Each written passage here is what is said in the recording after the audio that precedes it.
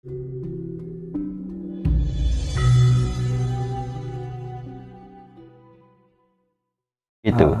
Nah, sebab apa? Sebab kita selama ini menyembunyikan rahasia spiritual Jawa ini, tapi diam-diam dicuri oleh bahasa lain. Dicuri, kita dikaburkan, dihantam supaya tidak melakukan, tapi mereka memakai. Nah, ini yang terjadi. Ini sudah berkali-kali dari kawan-kawan yang pelaku spiritual itu sudah betul-betul mendeteksi dan membenarkan itu. Dari bahasa Eropa sudah. Jadi sistem pendidikannya, kehidupan itu sudah mirip dengan anjuran spiritual Jawa ini. Mirip. Nah, jadi ini kita kehilangan. Kita menjadi tertinggal karena dilarang oleh orang tua-tua dulu. Nah, sekarang ini kan sudah jebol ini sudah. Oke, dalam filosofi Linggayoni bukan hanya dipersepsikan tentang seks saja, lalu dalam mewujudkan perdamaian baik dalam diri maupun secara universal. Langkah awal apa yang harus dilakukan manusia itu? Mohon diberikan contoh perbuatan real. Nah, satu ya berbakti pada orang tua. Berbakti kepada orang tua. Konkret ya, Pak. Apa terus ke atas. Terus juga tidak merusak alam. Itu. Ini. Sebab ini orang kalau dinyatakan kalau alam itu kamu rusak, kamu akan kesulitan. Nah, ini orang hanya menurut doa, tapi kalau ini berdosa, loh, kok berdosa ya? Ini sebenarnya begitu, berdosa. Jadi kita berbakti pada orang tua, terus sampai ke atas, sejauh yang kita jangkau. Yang kedua tidak merusak lingkungan, itu tindakan realnya. Itu pertanyaan buat Mbah Gatot, kenapa orang bisa mati suri? Apakah malaikat salah sasaran? Bagaimana? Kenapa orang bisa mati suri? Apakah malaikat salah sasaran gitu? Karena selama ini ada orang mati suri, cuma tidak tahu sebabnya kenapa kok mati suri gitu. Nah, ini saya rasa kaum medis yang bisa menjelaskan. Mati suri itu kalau kita coba ya membaca atau mendengar keterangan medis, dimana kalau dulu itu tanda urip itu detak jantung. Selain nafas, nadi ya. Nadi itu ukuran, kalau nadinya sudah berdetak, mati. Ternyata ilmuwan mendeteksi lagi ada otak parasimpatik di sini. Itu masih bergetar, itu berarti masih hidup. Nah, pada saat tidak bernapas, jantung tidak berdetak, nadi tidak berdetak, ini masih hidup, itu mati suri kan, begitu menurut keterangan medisnya.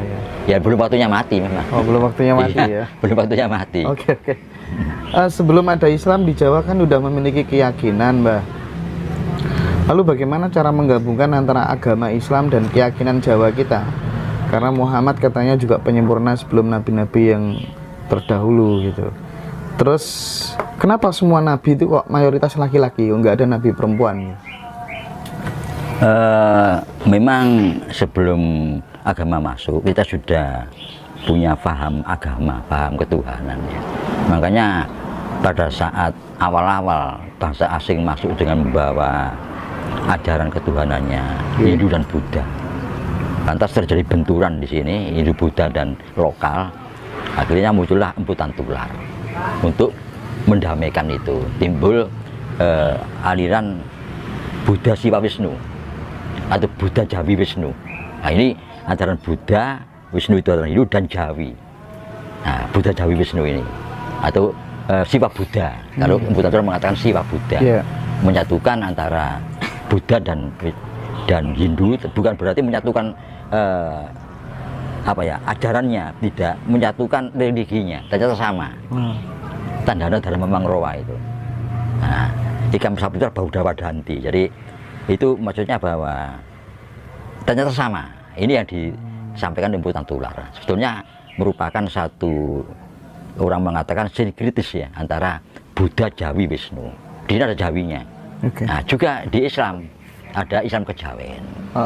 Nah, terus di Kristen juga ada gereja Jawi Wetan. Jadi sebetulnya ini orang-orang Jawa yang membawa ajaran Jawanya masuk ke agama.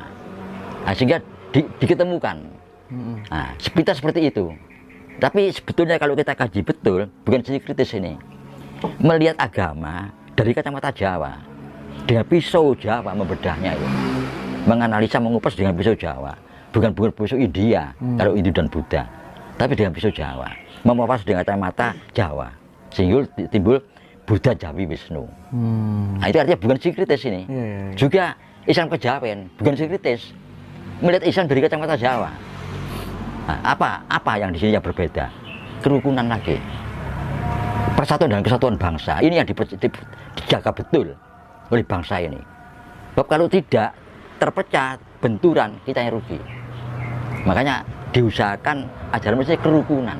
Loh, ini yang dikatakan sesat itu, kerukunan ini yang aneh. Yang tidak sesat yang mana? Nah, ini jadi mesti ajaran ini mengajarkan kerukunan. Ada gereja Jawi Wetan, ada Islam Kejawen, ada Buddha Jawi Wisnu. Ini semua wong Jawa ini merukunkan. Sebab tidak ingin terpecah belah dan rugi kita sendiri. Itu. Ini Muslim Kapitayan ini memberikan statement dia. Muslim Kapitayan. Sholat itu dipahami oleh orang Jawa dalam beberapa level. Ada yang melakukan sholat lahiriah, dinamis saja. Ada juga yang secara batiniah, statis atau daim, diam saja. Dan ada yang melakukan keduanya. Yang ketiga inilah yang lebih baik di antara keduanya, gitu ya Pak ya? Betul. Iya betul. Sholat lahir batin ya Pak ya? Iya. Oke, sekarang ini tadi sedulur papat sudah dijawab. Sekarang coba teman-teman barangkali ada pertanyaan yang di live streaming, coba saya buka. Nah sebentar. Oh iya tadi sempat muter ya teman-teman ya sinyalnya ya. Mohon maaf ya. Bentar saya cari pertanyaan. Mau nanya, Mbah, bagaimana hukumnya kalau kita membunuh lalat dan semut yang ada di rumah dan binatang lainnya, apakah akan mendapatkan karma buruk? Wah, ini sudah menyangkut hidup setelah mati. Ini dijawab anu aja, Pak. Iya. Dijawab belak-belakan aja. Apa adanya yang sesuai dengan yakini aja. Itu tergantung naluri kita. Itu. Ya, naluri kita mengatakan begitu memang. Lalat, semut. Tapi kadang-kadang terpaksa. Nah ini kan itu manusiawi kan ya, terpaksa karena waduh kok aku semuti lah ini. Lah kalau gini, Mbah. Ini kan anak-anak ini hobinya kan mancing nih. Iya. Mancing itu, Mbah. Umpannya kan jangkrik. Iya. Disiksa. Iya. Dimasukin ke dalam air. Padahal masih hidup dia. Iya. Sikat, sendal kena ikannya. Terus tapi ikannya dibagi-bagikan ke orang yang nggak punya. Nah, kalau kacamatanya Mbah Gatot gimana?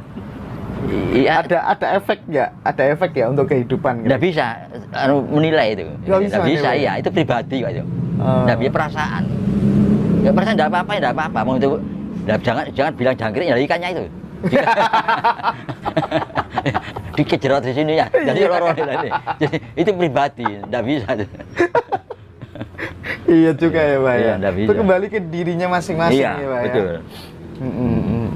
Jadi tidak ada pakem soal itu ya Bang Gatot? Tidak ada, iya tidak ada. Oleh kena apa ibaratnya kalau kena karma buruk nelayan samunake itu ya nyiksa ya Pak ya. Iya.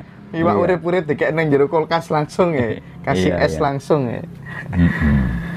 Oke, ini teman-teman udah terjawab pertanyaan dari Mbak Yiyin tadi ya. Di surga tidak ada sholat, hanya bergembira sukacita. Waduh. Mbak Gatot mau tanya, ada dalam suatu kepercayaan bahwa roh itu sebenarnya tidak ada. Pripun Mbak Gatot? Ada memang mengatakan begitu. Tadi itu, jadi Jawa itu kan kasunyatan, yang nyata dipercaya, yang tidak nyata, tapi dengan rasa itu terbukti, ya percaya. Tidak nyata, tidak bisa dibuktikan, tapi dengan rasa. Nah ini terbatas. Jadi kalau orang itu tidak memberikan batas tentang spiritual, kabur, kita sulit. Kapan selesainya? Kapan kita bisa menjangkau? Nah, dibatasi pada rasa tadi. Kalau bisa dirasakan, nah itu baru bisa merasakan kalau dalam dirinya. Tidak perlu keluar. Misalnya kita harus tahu hantu, tahu malaikat, kan itu di luar. Tapi dalam diri kita ada sesuatu yang tidak bisa kita deteksi secara indera. Tidak bisa kita yakini secara indera. Tapi dengan rasa kita pahami. Nah ini batasnya. Batasnya. Ini yang komentar. pusakanya Mbah Gatot kok banyak sekali. Jadi itu katanya pusaka. Pripun, Mbah? Ini bukan, ini hanya hobi. Oh, Saya senang hobi. ya. Bukan pusaka ya? Bukan. Jadi ini hanya apa ya, kesenangan seni aja. Oh, Nilai iya, seninya. iya, ya. iya, iya. Tidak ada terus itu isinya apa jimat, enggak ada. Hanya nilai seni aja. Iya, iya. Yang saya senangi mulai saya masih muda. Oh, Tiap ngelencar ada dikit dandani dek pasang gitu. ngaten. Iya, iya. Mau ikut bertanya dari Mbak Sela, apa pada guru sejati bisa saja terjadi kepada diri seorang perempuan atau seorang laki-laki?